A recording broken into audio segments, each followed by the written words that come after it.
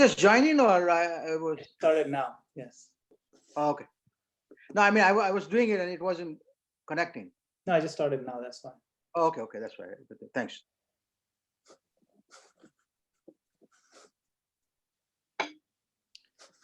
Okay. So I'll do kirtan for a couple minutes and then I will start at like 8:02, 8:03, something like that. Okay. Okay. Oh, Maharaj is here. Hare Krishna Maharaj. Hare Krishna, Hare Krishna. Maharaj, let's get started with a couple minutes kirtan while right. everyone else streams in. Yeah. Good. Mute. Mute. I'm unmuted. Yep. And I fill the screen. And we're good.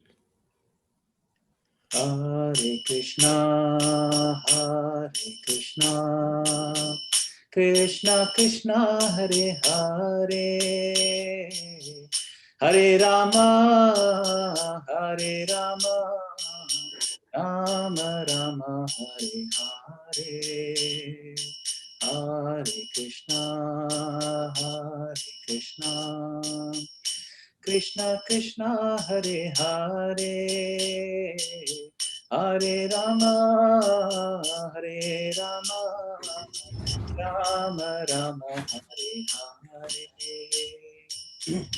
Hare Krishna, Krishna Krishna, Hare Hare, Hare Rama, Hare Rama, Rama Rama, Hare Hare. Hare Krishna, Krishna Krishna, Hare Hare, Hare Rama, Hare Rama, Rama Rama, Hare Hare. Hare Krishna, Krishna Krishna, Hare Hare, Hare Rama, Hare Rama, Rama Rama, Hare Hare. Hare Krishna,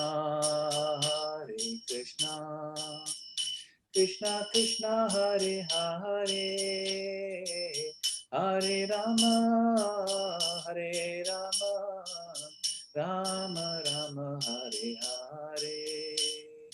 Hare Krishna,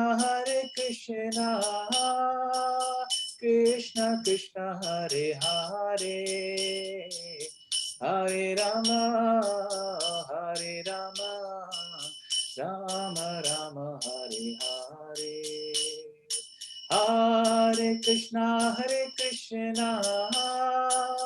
Krishna Krishna, Hare Hare, Hare Rama, Hare Rama, Rama Rama, Hare Hare. Hare Krishna, Krishna Krishna, Hare Hare, Hare Rama, Hare Rama, Rama Rama, Hare Hare. Hare Krishna, Krishna Krishna, Hare Hare, Hare Rama, Hare Rama, Rama Rama, Hare Hare. Jaya Prabhupada, Jaya Prabhupada, Jaya Prabhupada, Jaya Prabhupada, Jaya Prabhupada, Jaya Prabhupada, Jaya Prabhupada. Jai Govardhan. Jai Om Shnipad Purnaman Supadi Braj Acharya Stotra Satasvi Shrimad A.C. Bhakti Vedanta Swami Raj Prabhupada Ki Jai Ananta Koti Vaishnavrinda Ki Jai Namacharya Sridhar Haridas Thakur Ki Jai Prem Sakaho Shri Krishna Chaitanya Prabhu Nityananda Shri Advaita Gadadhar Shiva Sadi Gaur Bhakta Vrinda Ki Jai. Sri Sri Radha Krishna Gop Gopinath Sham Kun Radha Kun Kiri Govardhan Ki Jai. Vrindavan Dham Ki Jai. Navadip Dham Ki Jai. Jagannath Puri Ki Jai. Ganga Mai Ki Jai. Jamana Mai Ki Jai. Tulsi Devi Ki Jai. Bhakti Devi Ki Jai. Samaveta Bhakta Vrinda Ki Jai. All glories to the assembled Hare devotees. Krishna, All glories to the assembled Hare devotees. Krishna, All glories to the assembled devotees. Hare Krishna. Gaur Premanande. So thank you, Maharaj, and welcome to all the devotees who are joining this evening for the kickoff of the next section of our fantastic lineup of programs that we have this week. So today Maharaj will be continuing the first canto in the 19th chapter as part of the lecture series. I would like to request if anybody has any questions or comments, kindly use the raise hand button feature. This way I can call upon you easily, and I can see receive the the order that it was received. So thank you very much, Maharaj. Hare Krishna. Thank you, Hare Krishna. And as always, people are welcome to jump in at any time. You don't have to wait till the end or whatever. Feel free. And if you have if your name on Zoom is something like iPhone or 1247, you might consider mousing over your name and renaming yourself to something more familiar, unless you want to be anonymous. All right. Om Namo Bhagavate Vasudevaya. Om Namo Bhagavate Vasudevaya. Om Namo Bhagavate Vasudevaya. We're continuing with Srimad Bhagavatam 119.8. Namam Vishnupadaya Krishna Preshtaya Bhutale Srimate Bhakti Vedanta Shaminiti Namine Namaste Saraswati Deve Gaudavani Pracharane Nirvishesha Shunyavadi Paschatya Deshatanane Vanchakolpatarubhyascha Kripasindho Bhyevacha Patitanam Pavanebhyo Vaishnavebhyo Namo Namah. Shri Krishna Chaitanya Prabhu Nityananda Shri Advaita Gadadhar Shivasadi Gaur Bhaktivinoda. Hare Krishna Krishna Krishna Hare Hare Hare Rama Rama Rama Hare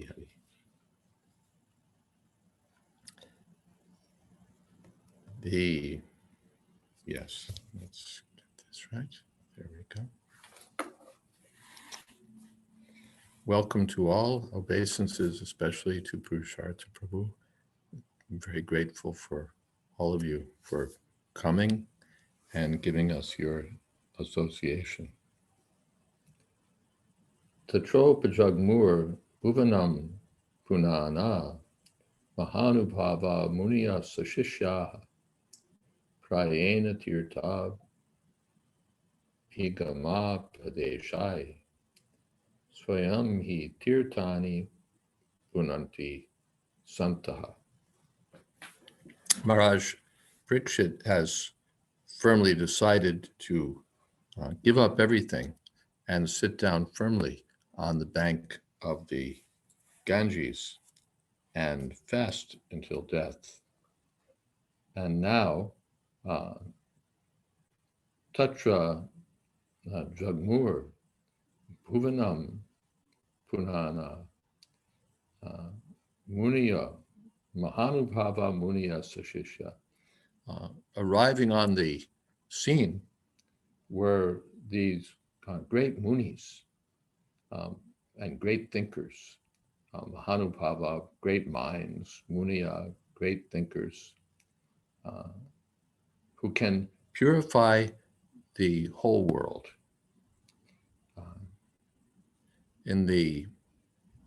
Elsewhere in the first canto, we find Tirtha Kurvanti Tirtani. When Vidura arrives at the court of the Pandavas. He's of the Kauravas. He's addressed that saints of your caliber, I think Prabhupada uses that word, can purify even the holy places of pilgrimage. The pilgrimage places are worthy of the name because of the presence of great souls there. Otherwise, just the place itself is not the objective of our pilgrimage. It's very good. The places are have their own sanctifying capability, but the association of great souls is really what makes these places holy. So the Sashisha, these great souls arrived along with their disciples.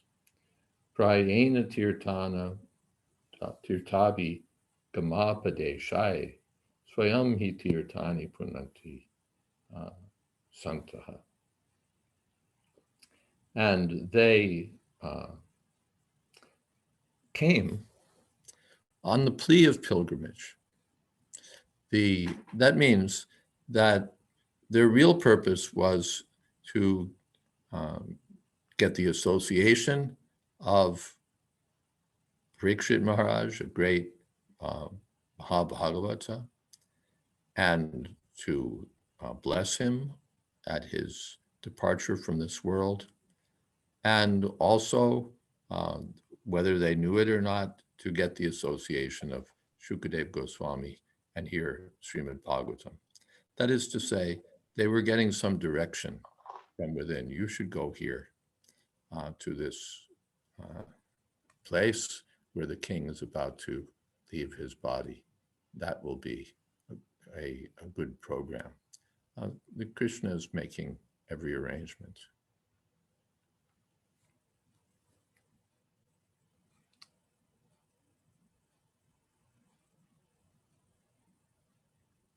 Yes, Prabhupada said they could foresee that Srimad Bhagavatam was spoken, not whether they knew it or not. They could foresee that it was going to be spoken by Sukadev Goswami. Any comments or questions here?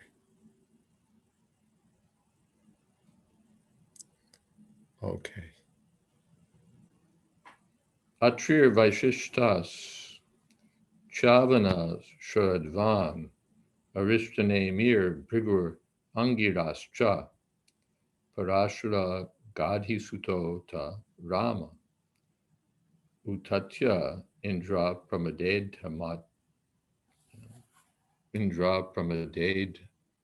Madvad. Whoa, my eyesight is going.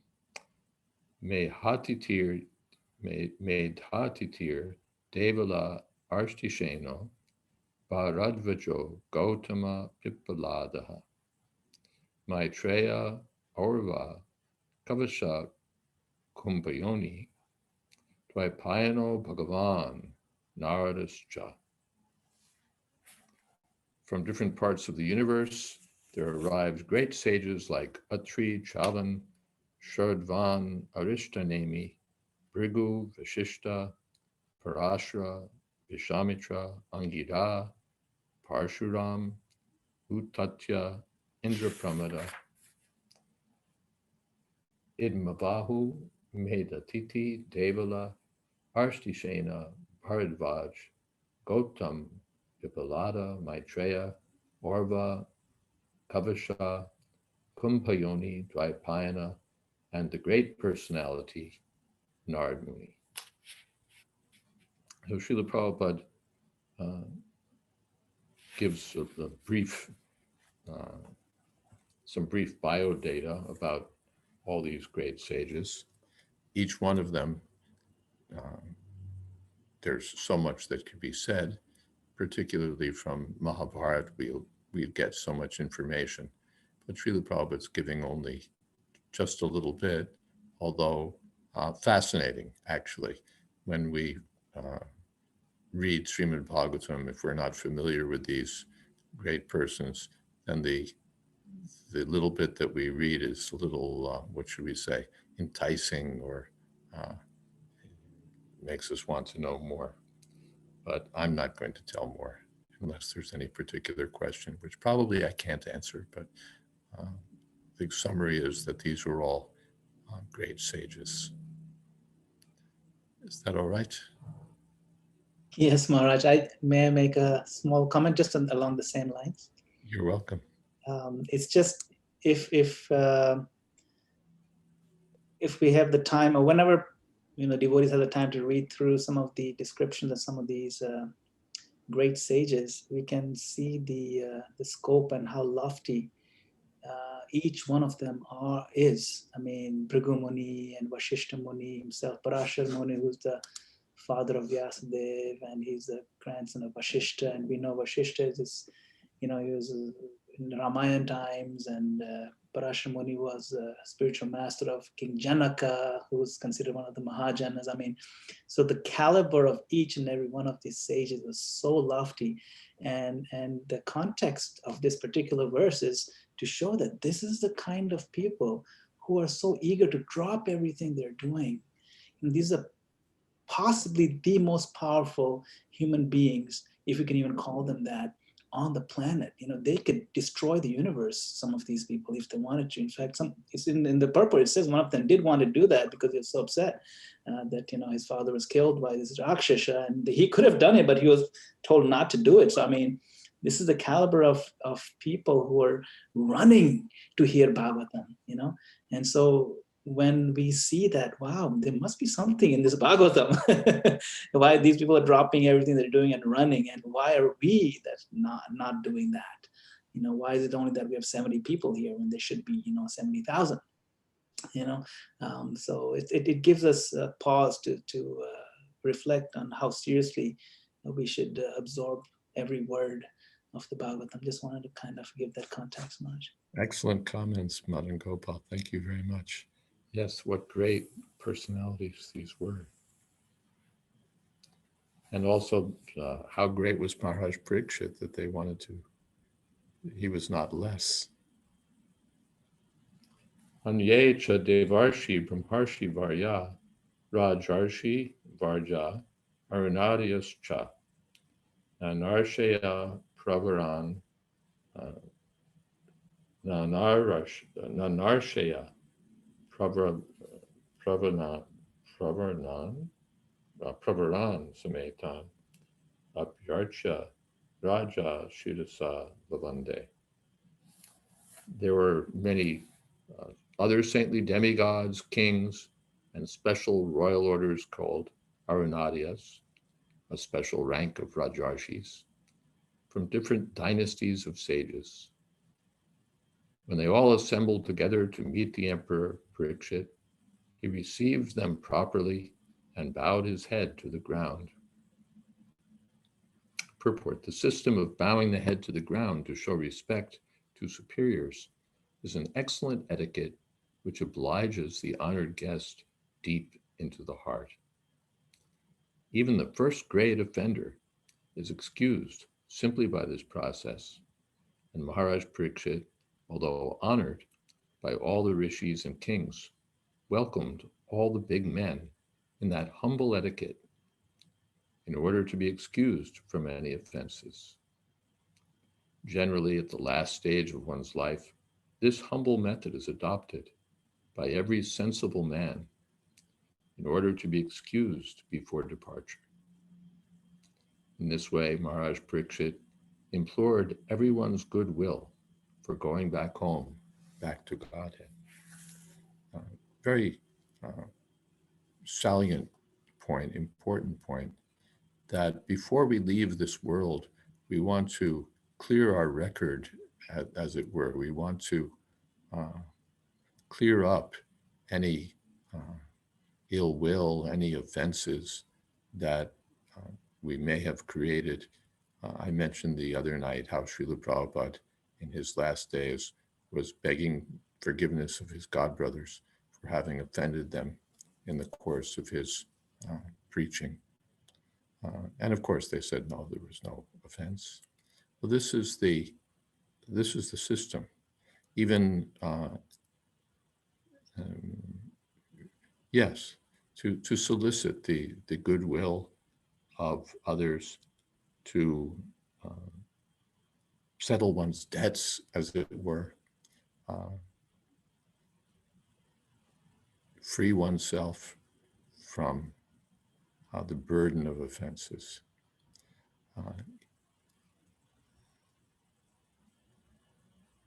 And to seek the blessings of great souls. I can mention that in his, I think maybe the last time I saw Vibhu Chaitanya Prabhu, in Vrindavan, our former pujari and cook, the former cook there really, he just gave some little gifts. He gave me, I think, a little glass and a spoon and some things. And he was, not that he singled me out, although I felt singled out, but he was giving little gifts to the Vaishnavas because he knew now I'm going to be leaving. So this is the heart of the Vaishnava. Any question or comment?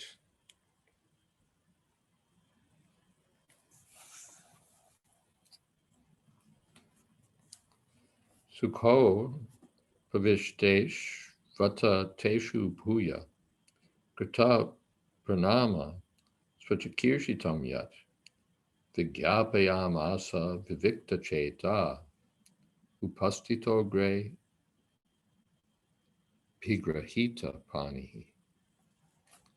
The king, after all the rishis and others had seated themselves comfortably, the king, humbly standing before them with folded hands, told them of his decision to fast until death. Purport: although the king had already decided to fast until death on the bank of the Ganges, he humbly expressed his decision to elicit the opinions of the great authorities present there. Any decision, however important, should be confirmed by some authority. That makes the matter perfect. We saw that Srila Prabhupada would do that. He would ask, so Tamal, what do you think? So he would even ask my opinion on Jayadvaita, what do you think? He would take opinions. Of course, part of it was, probably most of it was to train us, but he took the opinion of others. He took the opinion of others. Tamal Krishnamaj himself also, that was one of his traits. He would not ask others, God brothers or leading devotees, if he had some decision to make. So what do you think? It didn't matter, even if there wasn't anyone big there. He would ask, so what do you think? So often.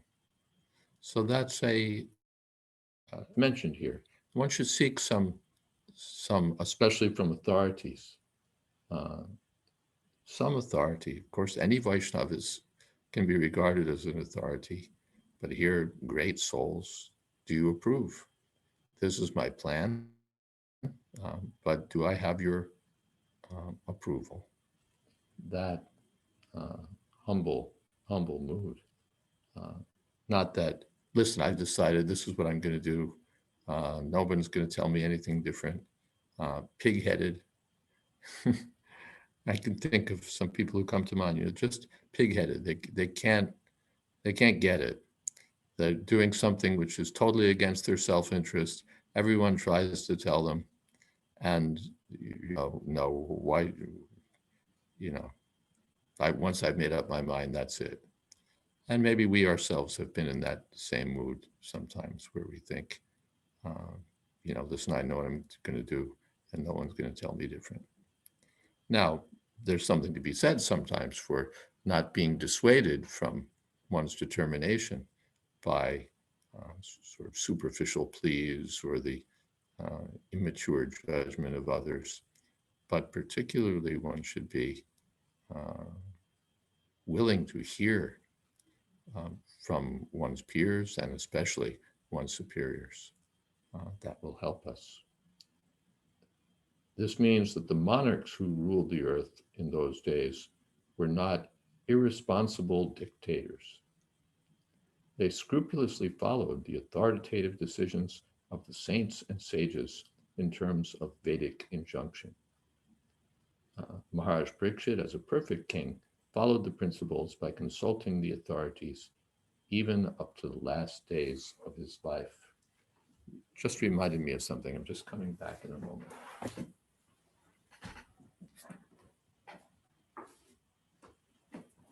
I'm back. It reminded me that in the book of Ecclesiastes, there's a comment on this. And let's find it. It just should take me a moment. Just indicating that in different cultures, everywhere, the same thing is observed.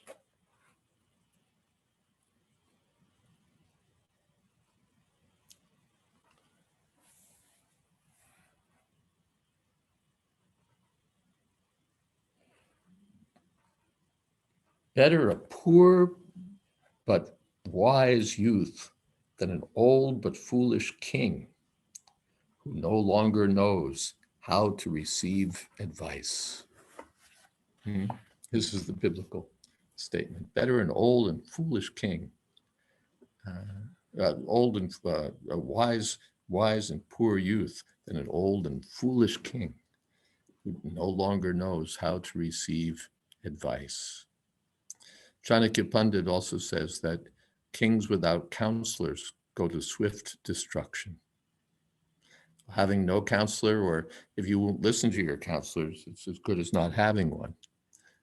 So one should be willing to hear. I was in Istanbul one time, I remember, and I forget where we were, but I saw on a wall that there was this kind of a painting, the old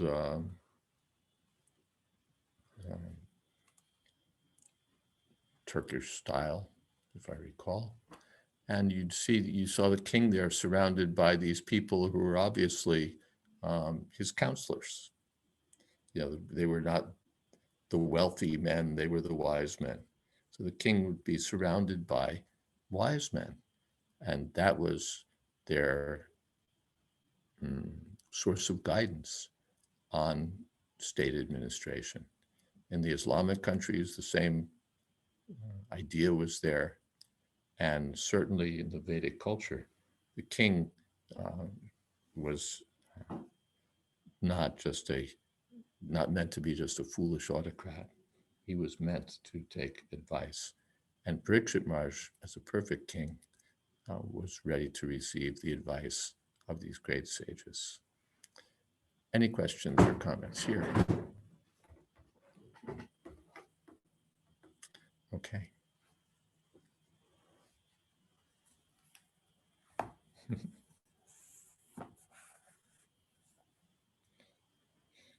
It can also go for us in our smaller administrative affairs, those of us who are temple presidents, who are GBC men, who are the head of this, who are responsible for that. If we're willing to take advice, that's good for us. Rajavacha, ahovayam janyatama nirpanam mahatama nugrahaniya shila ragyam kulam brahmana padashochad durad prashishtam bhattagarya karma. The fortunate king said, "Indeed, we are the most grateful of all the kings who are trained to get favors from the great souls. Generally, you sages consider royalty as refuse to be rejected and left in a distant place." So the first point is Mahanugraniha Shila, Mahatama Nugra Aniya Shila. He's the most fortunate, Dhanyatama, of kings trained to receive the favors of great souls.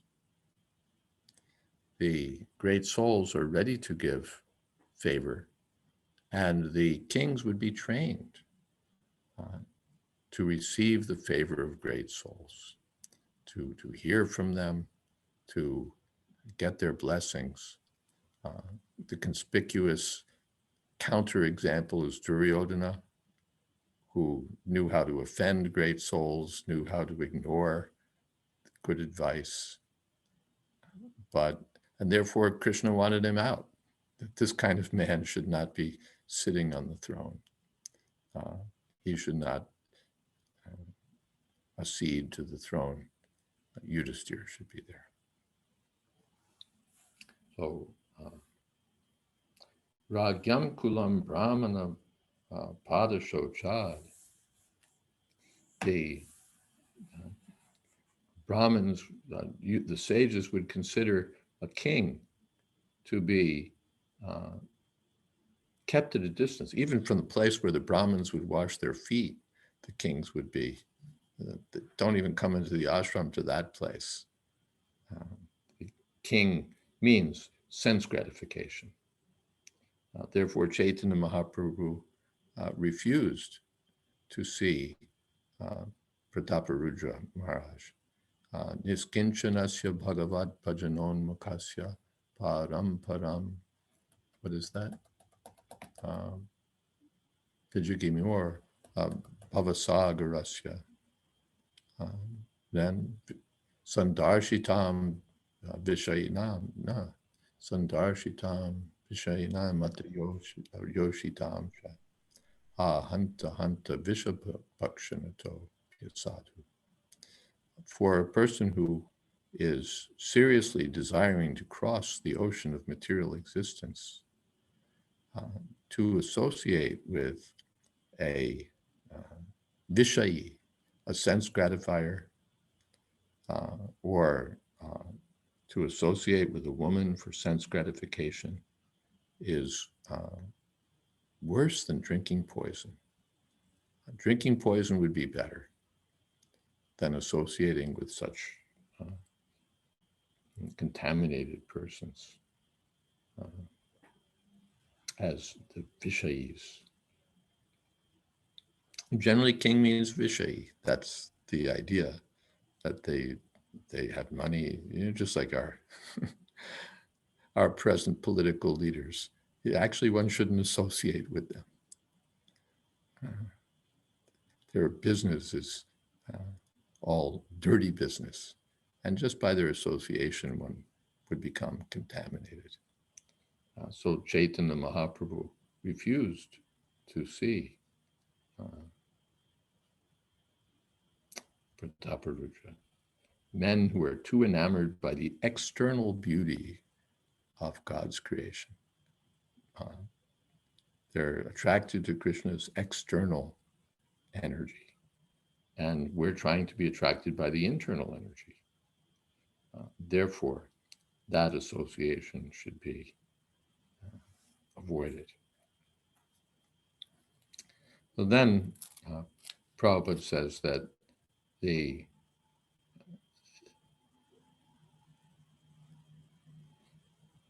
that superficially it seemed that Parikshit Maharaj would have been such a person also, but actually he was a great soul. This was all arranged. The cursing by the inexperienced Brahmin boy, the arrival of the great sages, all of this was the Lord's mercy on him. And therefore he was so fortunate. And he felt grateful to the sages. He felt that it was all due to the greatness of his forefathers, the Pandavas. He didn't think that I'm such a great soul, everyone's come. But because I have some connection with the Pandavas. And Prabhupada comments that he was proud that these are my forefathers. Prabhupada said, this is spiritual pride. This is spiritual pride. Are there some questions or comments here? Maharaj, there are a couple of questions in the chat. In the chat box. Okay. Um,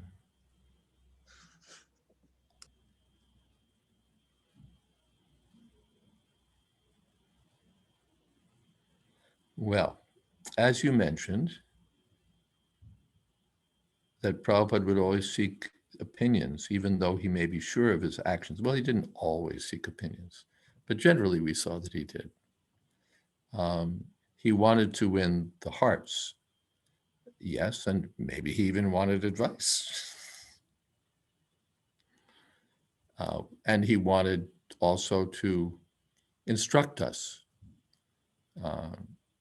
Let's see what kind of advice you give. Let's see what kind of, you think about this. Now, how would you answer this question? So training his followers how to decide things, training them also in the method of asking, in the process of asking advice of others, training them in humility, and also winning their hearts. Now, here at times, independent decision-making is very prominent, both at the temple and at work. How can we address the issue at the temple nicely? Okay, you didn't ask me about work. One thing is that this is not the only way to do things. It's not that at every point, every decision, we consult every member. What do you think? What do you think? What do you think? What do you think? Then you can't get anything done. The king's, what is that? The Ishra Bhava. A Kshatriya or any manager has to have some measure of Ishra Bhav, a take charge mentality. Finally, a decision has to be made, and the person in charge is the one to make it. So independent decision-making is not always wrong. And taking every decision, everyone's opinion is not, A, not always possible, and B, B, not always possible. It's just too much. So that's one thing. But at prominent, for important decisions, and of course, sometimes the important decision is simply one that affects someone. If it's a decision about my service, I might like to be taken into account. For these things, taking the input from the stakeholders is advisable. So now, how can you address it if things are not being done this way? Okay, let's think about this. It's not exactly a philosophical question, it's a practical question. One is, you can ignore it, don't worry about it. All right, my opinion didn't get asked.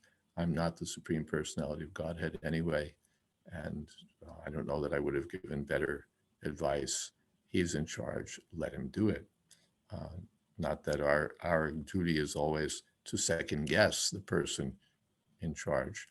In the Bhagavad Gita, better to do our own duty, even imperfectly, than someone else's perfectly. So that's one thing. Just don't worry about it. The things will go on, even if I'm not consulted. That's one thing. A second thing is that that you can speak to the person and say, intimate that you really would, it's all right, but you wouldn't mind being consulted on these things, or suggesting that senior people could be consulted on important decisions. Or alternatively, there's always going over the person's head to his superiors and suggesting that even though the president is maybe capable, it would help if he would take advice, if only to give others the opportunity to participate and feel that their thoughts are taken into account. I don't know if there are any other strategies here. Anyone else want to We have probably better managers on this call. Would anyone else like to contribute some strategy here or some approach? Okay. Another strategy is if he's really taking the wrong decision, well, let it blow up on him. That's another way for him to learn. Okay. I can say just, I don't know that how much depth it adds to the understanding. When I was editor of Back to Godhead, I would basically take the decisions on what to publish, what not to publish. I would take others' advice, or at least hear from others. And sometimes I would listen, and sometimes I wouldn't listen. Because finally, the publication, what would you say,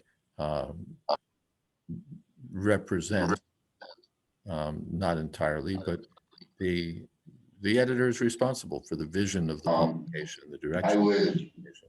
Yes, somebody needs to mute themselves here. Whoever you are, you can kindly do that.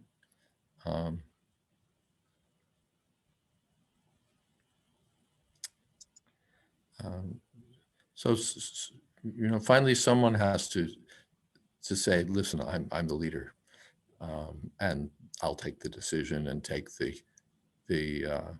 good or the bad for it. Right, Nilamani Prabhu?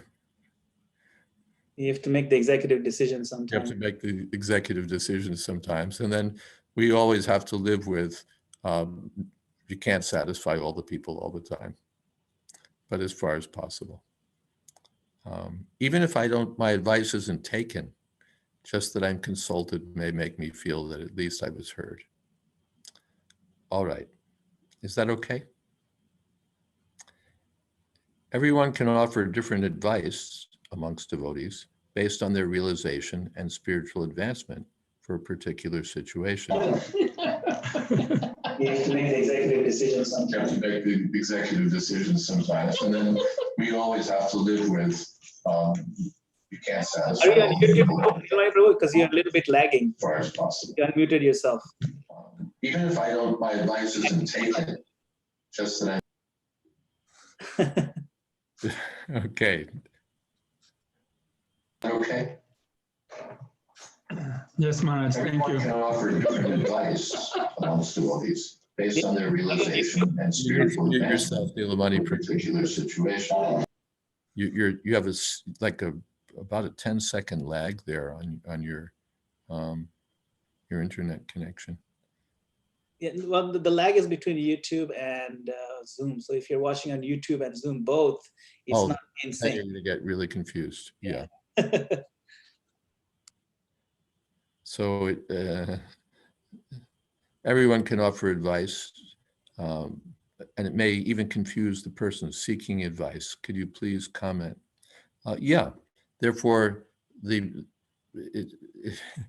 it's good to seek advice, but finally, you were put in charge for a reason. If you make a mistake, you can't say, well, I consulted this person, I consulted that person. And no, you're finally, after consulting, the king takes the decision, or the person responsible takes the decision. And it's wise to seek advice. And then he considers the advice from different angles. But finally, he has to take a decision. And a person who can't decide, can't take decisions, probably is not going to be the most effective manager. I've told this story before. I have among the various unfortunate things in my astrological chart is that I have Sun in Libra, which means that it leads to indecisiveness. So on the one hand, this, on the other hand, that, on one hand, this, on the other hand, that. So that sometimes leads to paralysis. So maybe some of you might remember that at our temple in Leicester, there was an explosion on Prabhupada's appearance day.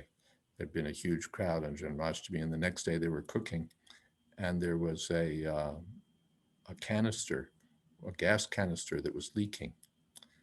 And my disciple Pradumna is the temple president, so they called him in, and he sized up the situation in a moment and said, "Run, run." Everyone just ran out. They ran out of the kitchen, they ran out of the gate, and after the last man was out the gate, the kitchen exploded. And there was a huge fire, and the fire marshals came, and almost miraculously, no one was hurt.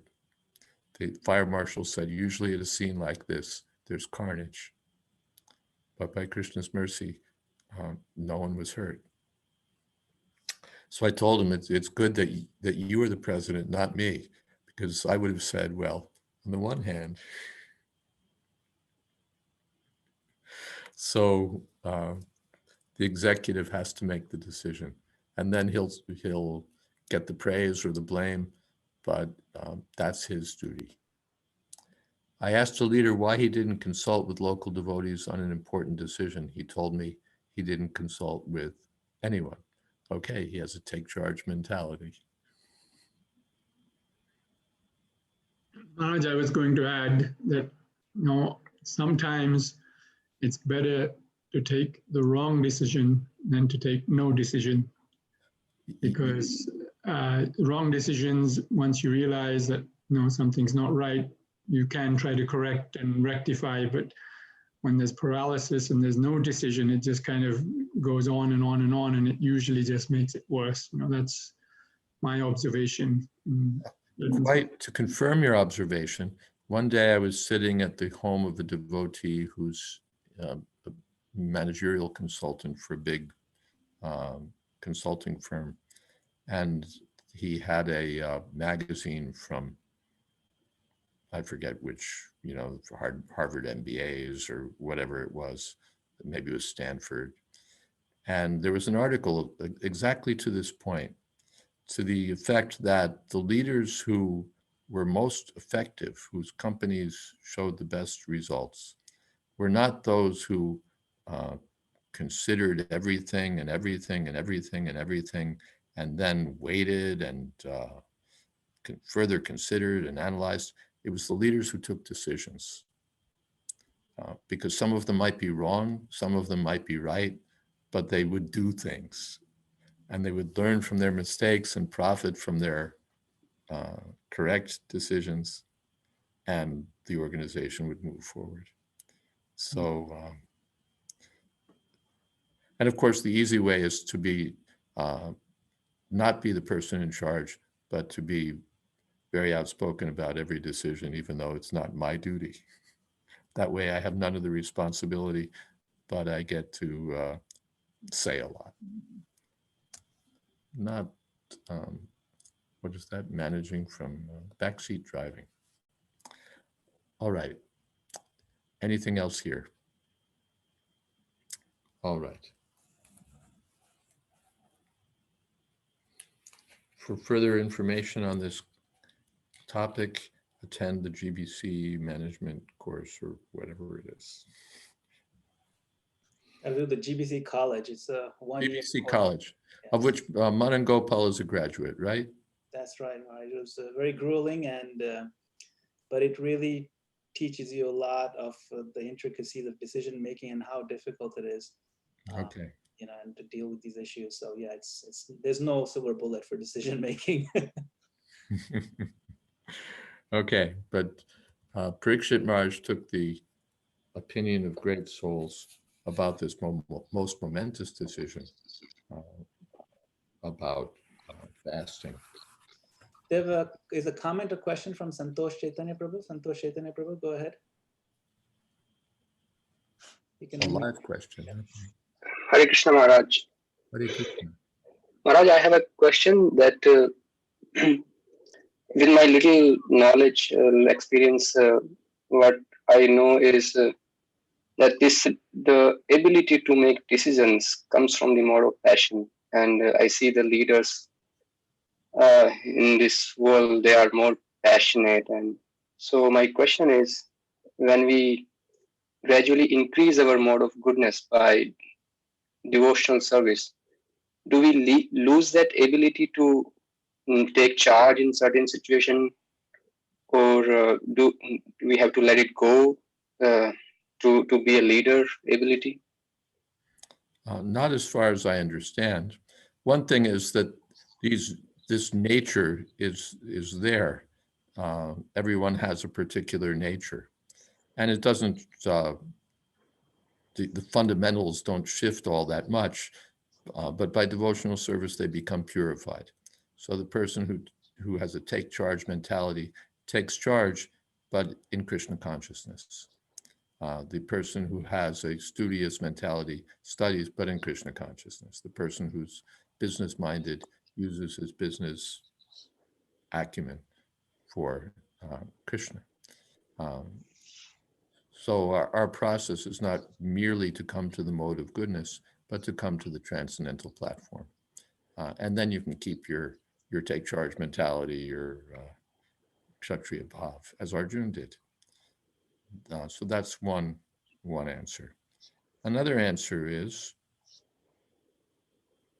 that a person who's a little detached, who's makes advancement in the mode of goodness, may be better at delegating. He may improve his skills in training others, because this is the business of a Brahmin, to teach. So he may, as he matures, hand things over. Mode of goodness means detachment. Mode of goodness means teaching. So as he matures spiritually and also just in age, he may be more inclined to teach, to delegate, to oversee, and let others make the decision. As we'll see, Parikshit Maharaj hands over his whole kingdom. There tends to be, and the leaders, because Parikshit Maharaj is a leader trained to take, to receive mercy, to take advice. So a person who's properly trained, although in the mode of passion, knows when to hand things over. That whole chapter is there. The Pandavas retire timely.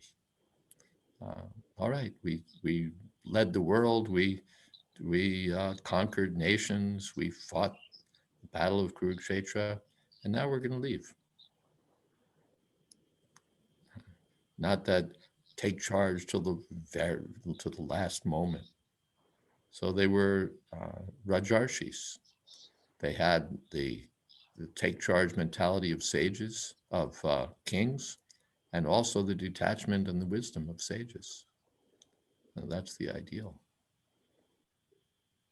So Maharaj, if I understood correctly, you hand it over, you mean that we have to let it go at a certain time when we want to detach ourselves. So we have to develop that let go mentality. Is that what you mean? Definitely. I was hearing this morning, Prabhupada was talking about Varnashram and saying basically that it's essential that everyone should be trained to follow this system, which meant, and he emphasized it, that at a certain point one accepts the vanaprastha stage, detachment. That everyone should learn to detach oneself at the appropriate time. So in business, it's also practical in business. Anyone who thinks he's going to be in the chief executive seat for eternity is a grand fool. The intelligent person knows that the company will have to go on without me at some stage. So actually the best managers, they're looking for their shadow early.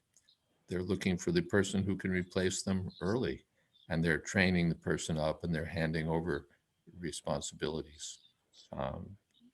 Because that's we know that's how time is going to move. It's going to move me on. So therefore I should train others. Prabhupada wrote me that personally. He said, continue your prescribed duty and train others. A great, it's like a management sutra or a sutra for our lives. Continue your prescribed duty and train others. So in management, this is very, we've heard several times from reliable sources that this is what an expert manager does. He's early is looking for his replacement. And I saw again someplace they were saying when you've got a person who can do do your job 80% as well as you can, hand over your job. Don't wait for him to become 100%. No one will be 100% to your satisfaction. If a person can do most of it, hand it over. That's not like Dhritarashtra holding on to the kingdom to the very end. One should be ready to let go. And this is such an important theme, that chapter, Pandavas retire timely. And Parikshit Maharaj, he's not holding on, that somehow this kingdom has to go on and I'm the king. Let's see if we can counteract this curse and something, whatever, because no. All right, my notice is there. Let me go. That's the transcendental mood, and it's the mood of a cultured and trained person. Is that okay? We've got a couple more questions here. Yes, Maharaj, thank you. Thank you, Santosh Chaitanya Prabhu. I mentioned that before leaving our body, we should resolve all of our offenses and sins. But how do we know which offenses we've done? We don't know. And therefore, it's wise to presume that we've committed more than we know of. We see that it's an etiquette. It's like some grihasta devotee invites you to his home and feeds you so nicely and treats you so nicely and gives you a nice donation and speaks so nicely to you and makes you feel so welcome. And then as you're leaving, he says that if we've committed any offenses, please forgive us. Right? That's the etiquette. Offenses, I mean, you treated me like the Supreme Personality of Godhead. You gave me a nice donation. You fed me this wonderful prasadam. Offenses? But still, the etiquette is if we committed any offenses. Not that I think I really treated this guy nice, gave him a fat donation and gave him super ultra great prasadam, and well, he's got no complaint with us, that's for sure. Now, if we committed any offenses, because the assumption is that we may have done that. That's in our life, especially, that we commit offenses without knowing it. Therefore, humility and humility and a desire to be excused for whatever we've done. Yovanananda asks if our current psychological nature or personality is anything like our eternal nature. At least in my case, I hope not. Or do we have entirely different qualities in a purified state? It will be different. It will be different. The person who's a man may be a woman in the spiritual world, or vice versa. The person who's a big manager down here may be anything in the spiritual world. So it's not just a transfer of our dragging our mundane psychology into the transcendental world. But there's side by side with our, you can say, acquired nature, the one that comes with this body, is our body of devotional service, our spiritual mind of devotional service. And that's the one that we're taught to identify with. Externally, I may be a king or a manager or a sweeper or a this or a that, a husband or a wife or what have you. But spiritually, Gopi Bharta Padakamalaya Dasa Dasa. I'm servant of the servant of the servant of Krishna. So let me identify, that's my true identity. Muktir hitvanyata rupam svarupena vivastati. Liberation means giving up my false identity and coming to my real identity. So that's the identity that we'll have in the purified state. Is that okay? Thank you, Maharaj. Yes. Thank you, Hare Krishna. One more question. You were the chief editor of BTG for a long time, and you handed over to Nagaraj Prabhu. Can you tell us the factors in which you took this decision so we can learn from it? Well, that would be quite the discussion, actually. But I can say, first of all, that I wasn't really, at that point, I was officially the editor, but Nagaraj was really doing the work. So that was one consideration, that I'm holding the title, but I'm not doing the service. So that doesn't make a whole lot of sense. So that was one reason. Another reason actually was that I was thinking that I've done, I don't know how much more I can do here. I think what the magazine really needs to have, what the magazine really needs is to be handed over to young people. That's the main thing. And so I was expressing that and saying, you know, we should recruit some younger people. But my crew there said, well, you know, meanwhile, you're kind of in, but not in. And we're not able to, we don't have freedom. So we're not so old. Let us do things and we'll recruit the young people. So I said, okay.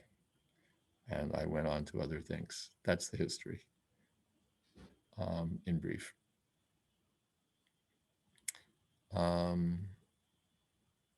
Yeah. And I could tell you other stories of things that I've handed over, or things I've, you know, transitions I've been involved in. I think probably a good manager would say I'm not very good at transitions. I think even I would say that I don't know that I would point to myself as the how to do it example. But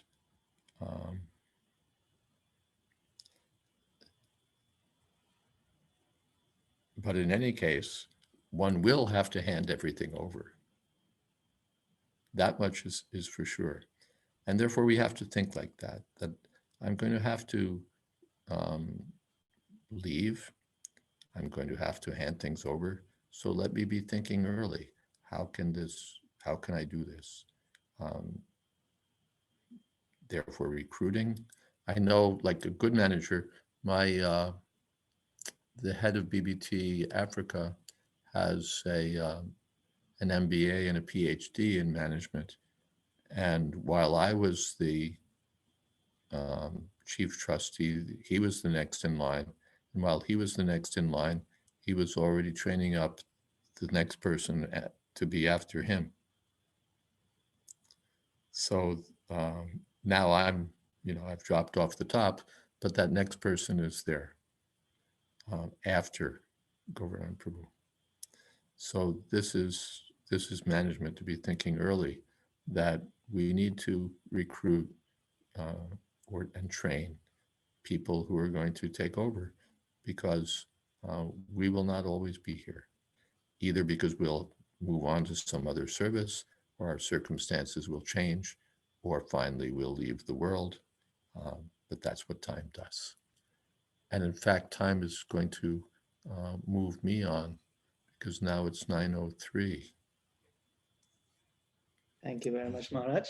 It's a really wonderful and relevant talk today on the topic of transitioning, and it's the inevitability of the transition.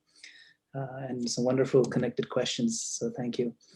And I would like to request Neelmani Prabhu to also address us and give us the highlights of the upcoming week. Go ahead, Neelmani Prabhu. Would you like my advice on how to do it, Neelmani Prabhu? Actually, Maharaj, I'd like you to do it. No, you're younger than me. You should do it. The transition. You're the president. Yes, Maharaj, please. Please advise us. Okay, well, thank you, Maharaj. That was, again, a very practical and interesting lesson from Srimad Bhagavatam. So just on to more mundane things, I suppose. Not mundane really, but exciting things. So we have another very exciting week this week, starting again tomorrow. So tomorrow at 8 o'clock, we have His Grace Gauranga Prabhu. Gopal Prabhu, I don't remember the topic he's going to speak on. Do you know? Lessons from the Nrsimhadev pastime. Okay. Lessons from Nrsimhadev pastimes. That should be a very, very nice topic to take us into Wednesday, which is Nrsimha Chaturdasi. In Towaco, we'll be celebrating Nrsimha Chaturdasi starting in the morning, where we'll be offering 108 tulsi leaves and reciting 108 names of Nrsimhadev right after Darshanarti, starting at around 7:15. That will also be broadcast on the Zoom channel. If anyone would like to join, you're more than welcome. And then in the evening, starting at 5:15, we will be starting our Yagya, followed by Abhishek ceremony. And at 7 o'clock on Wednesday, we will have, again, the Association of His Holiness Radhanath Swami, who will also speak on Lord Nrsimha's pastimes. And then maybe around 8 o'clock or 8:15, whenever Radhanath Maharaj completes his talk, we'll request His Holiness Jayadvaita Maharaj to continue, possibly with a Q&A session or other related subjects. I guess we'll see how things go. So that's Wednesday. Then Thursday,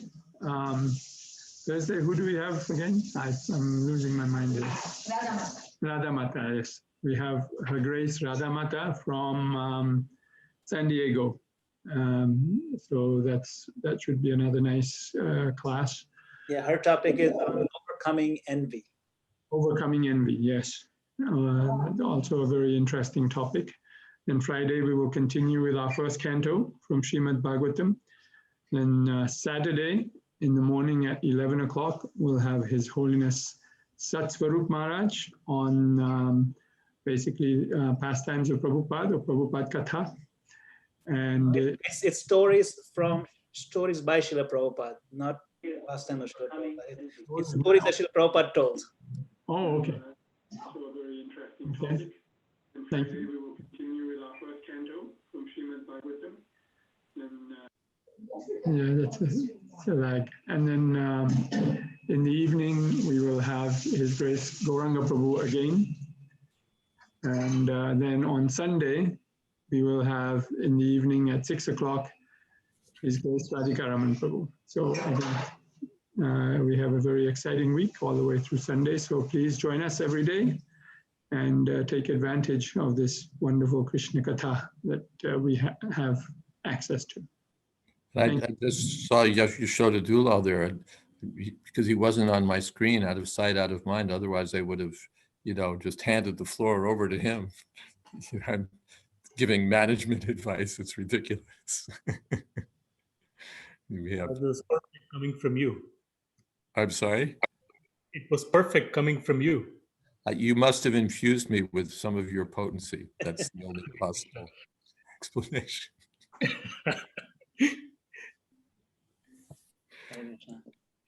Thank you so much. Thank you, Maharaj. Thank you. Hare Krishna. Hare Krishna. Hare Bol. All Hare right. Krishna. Hare Krishna Maharaj. Hare Krishna Maharaj, thank you. Hare Krishna. Hare Krishna. Thank you so much, Maharaj. Hare Krishna. Hari Hari. Thank you very much, Maharaj. Hare Krishna Maharaj, thank you very much. Hare Krishna Maharaj. Thank you so much. Hare Krishna. Hare Krishna Maharaj. Jai Jai. Hare Krishna Maharaj. Hare Krishna. Hare Krishna, Dandvat Maharaj, all glories to Srila Prabhupada. Srila Prabhupada. Hey, Hare Krishna. Yadunath's there. Nice to see you. Hare Krishna. Hare Krishna. Hare Krishna. Hare I Krishna. asked Yadinath how's the pizza, but Hare Krishna Maharaj. Hare Krishna. Hare Krishna.